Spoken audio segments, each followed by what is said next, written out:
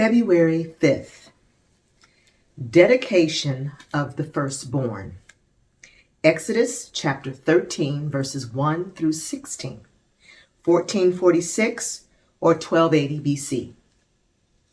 Then the Lord said to Moses, "Dedicate to me every firstborn among the Israelites. The first offspring to be born of both humans and animals belong to me." So Moses said to the people, "This is a day to remember forever. The day you left Egypt, the place of your slavery. Today the Lord has brought you out by the power of his mighty hand. Remember, eat no food containing yeast. On this day in early spring, in the month of Abib, you have been set free. You must celebrate this event in this month each year after the Lord brings you into the land of the Canaanites, Hittites, Amorites, Hivites, and Jebusites. He swore to your ancestors that he would give you this land, a land flowing with milk and honey. For 7 days the bread you eat must be made without yeast. Then on the seventh day, celebrate a feast to the Lord. Eat bread without yeast during those 7 days. In fact, there must be no yeast bread or any yeast at all found within the borders of your land during this time. On the seventh day, you must explain to your children, I am celebrating what the Lord did for me when I left Egypt. This annual festival will be a visible sign to you, like a mark branded on your hand or your forehead. Let it remind you always to recite this teaching of the Lord. With a strong hand, the Lord rescued you from Egypt. So observe the decree of this festival at the appointed time each year. This is what you must do when the Lord fulfills the promise he swore to you and to your ancestors. When he gives you the land where the Canaanites now live, you must present all firstborn sons and firstborn male animals to the Lord, for they belong to him. A firstborn donkey may be bought back from the Lord by presenting a lamb or young goat in its place. But if you do not buy it back, you must break its neck. However, you must buy back every firstborn son. And in the future, your children will ask you, what does all this mean? Then you will tell them, with the power of his mighty hand, the Lord brought us out of Egypt, the place of our slavery. Pharaoh stubbornly refused to let us go. So the Lord killed all the firstborn males throughout the land of Egypt, both people and animals. That is why I now sacrifice all the firstborn males to the Lord, except that the firstborn sons are always bought back. This ceremony will be like a mark branded on your hand or your forehead. It is a reminder that the power of the Lord's mighty hand brought us out of Egypt. Israel's wilderness detour. Exodus chapter 13, verses 17 through Exodus chapter 14, verse 4. When Pharaoh finally let the people go, God did not lead them along the main road that runs through Philistine territory, even though that was the shortest route to the promised land. God said, if the people are faced with a battle, they might change their minds and return to Egypt. So God led them in a roundabout way through the wilderness toward the Red Sea. Thus the Israelites left Egypt like an army ready for battle. Moses took the bones of Joseph with him, for Joseph had made the sons of Israel swear to do this. He said, God will certainly come to help you. When he does, you must take my bones with you from this place. The Israelites left Sukkoth and camped at Etham on the edge of the wilderness.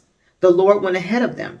He guided them during the day with a pillar of cloud, and he provided light at night with a pillar of fire.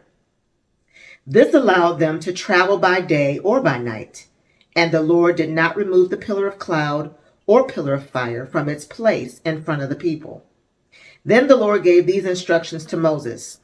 Order the Israelites to turn back and camp by Pi-hahiroth, between Migdol and the sea. Camp there along the shores across from Baal-zephon. Then Pharaoh will think the Israelites are confused. They are trapped in the wilderness. And once again, I will harden Pharaoh's heart, and he will chase after you. I have planned this in order to display my glory through Pharaoh and his whole army. After this, the Egyptians will know that I am the Lord. So the Israelites camped there as they were told. The Egyptians pursue Israel. Exodus chapter 14, verses 5 through 14. When the word reached the king of Egypt that the Israelites had fled, Pharaoh and his officials changed their minds. What have we done, letting all those Israelite slaves get away? They asked. So Pharaoh harnessed his chariot and called up his troops. He took with him 600 of Egypt's best chariots, along with the rest of the chariots of Egypt, each with its commander.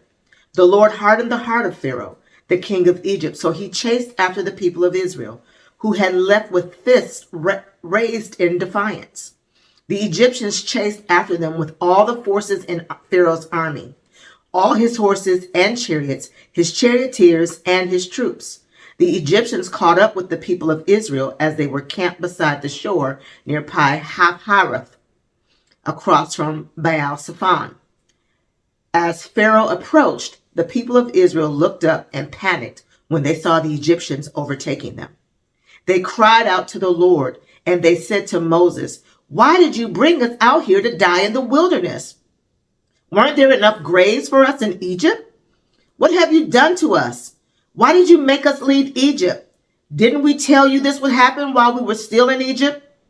We said, 'Leave us alone. Let us be slaves to the Egyptians. It's better to be a slave in Egypt than a corpse in the wilderness.'" But Moses told the people, "Don't be afraid. Just stand still and watch the Lord rescue you today. The Egyptians you see today will never be seen again. The Lord himself will fight for you. Just stay calm." Escape through the Red Sea. Exodus chapter 14, verses 15 through 31. Then the Lord said to Moses, "Why are you crying out to me? Tell the people to get moving. Pick up your staff and raise your hand over the sea. Divide the water so the Israelites can walk through the middle of the sea or on dry ground. And I will harden the hearts of the Egyptians, and they will charge in after the Israelites. My great glory will be displayed through Pharaoh and his troops, his chariots and his charioteers. When my glory is displayed through them, all Egypt will see my glory and know that I am the Lord." Then the angel of God, who had been leading the people of Israel, moved to the rear of the camp. The pillar of cloud also moved from the front and stood behind them. The cloud settled between the Egyptian and Israelite camps. As darkness fell, the cloud turned to a fire, lighting up the night. But the Egyptians and Israelites did not approach each other all night. Then Moses raised his hand over the sea, and the Lord opened up a path through the water with a strong east wind. The wind blew all that night, turning the seabed into dry land. So the people of Israel walked through the middle of the sea on dry ground with walls of water on each side. Then the Egyptians, all of Pharaoh's horses, chariots, and charioteers, chased them into the middle of the sea. But just before dawn, the Lord looked down on the Egyptian army from the pillar of fire and cloud, and he threw their forces into total confusion. He twisted their chariot wheels, making their chariots difficult to drive. "Let's get out of here, away from these Israelites," the Egyptians shouted. "The Lord is fighting for them against Egypt." When all the Israelites had reached the other side, the Lord said to Moses, "Raise your hand over the sea again.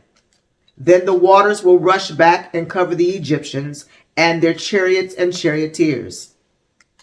So as the sun began to rise, Moses raised his hand over the sea, and the water rushed back into its usual place. The Egyptians tried to escape, but the Lord swept them into the sea. Then the waters returned and covered all the chariots and charioteers, the entire army of Pharaoh.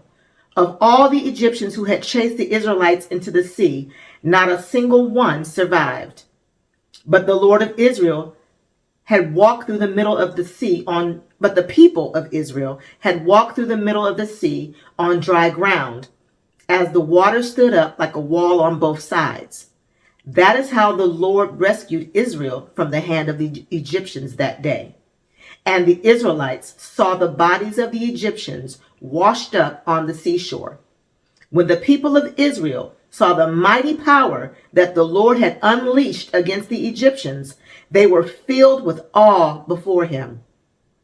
They put their faith in the Lord and in his servant Moses.